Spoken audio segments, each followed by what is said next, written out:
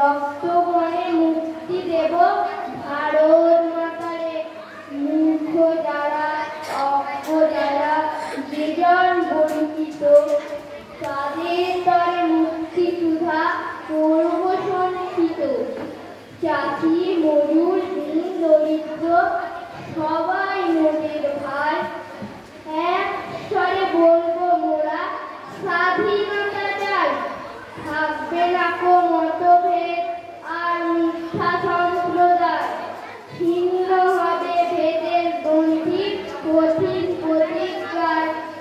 আমরা সবাই ভারতবাসী, শ্রেষ্ঠ পৃথিবী